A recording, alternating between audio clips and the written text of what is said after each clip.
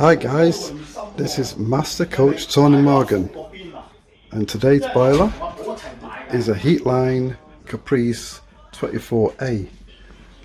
So we've been called out to this boiler to examine what was going on in respect to no heat and hot water. So when I got to it, basically the display like that was blank, so there's no display, no power, nothing not working.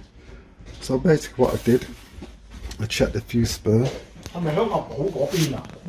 So that's it there. So I checked that fuse. It was okay, the fuse in there. Thought you switched off, but it was okay. So what I did then, I looked inside the boiler. Now these heat lines, to get access to it, you've got this screw here which you've got down at the moment, and you've got one on the other side. So to get on them, you need like a tool like this, a star bolt tool, to get access onto that screw. Or you can use one of these screwdrivers like this, that fits it as well. So once you undo these two screws, they just drop down. So that's what you do, and this panel then comes down like this. So you get this situation. Then you've got these screws here and there. Again, you need a star bolt, or you can use that screwdriver I just said to undo these two screws, and then this panel lifts off. So before I lift that panel off, what I did, this fuse here, I took that fuse out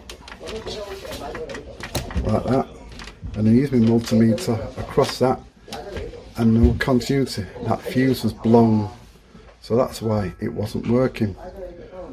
But then when you get that situation, you got to think, well, wonder what caused that problem and why would that have blown.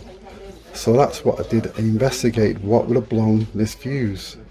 So as I said, we're going to take this panel off and then look inside the boiler further. So guys, as normal, I've got a question for you. What do you think would blow that fuse, as I just said? So if you know the answer, just drop us a comment below, and then we'll see who's got it right. Hi guys, hopefully you enjoyed that video. Now I've got 3 great reasons why you should click on the link below. The first one, to see if you got the answers correct. Secondly, you can watch part 2 of this video in more in depth to get more information. And third, to learn more about boiler repair by visiting my boiler repair library. So that's 3 great reasons why you should click on the link below. And one more thing before I go. If you're not already a YouTube subscriber, just click on the link in the corner of this screen, and then you can subscribe to our YouTube channel for more up-to-date videos. So you've got 4 reasons in fact.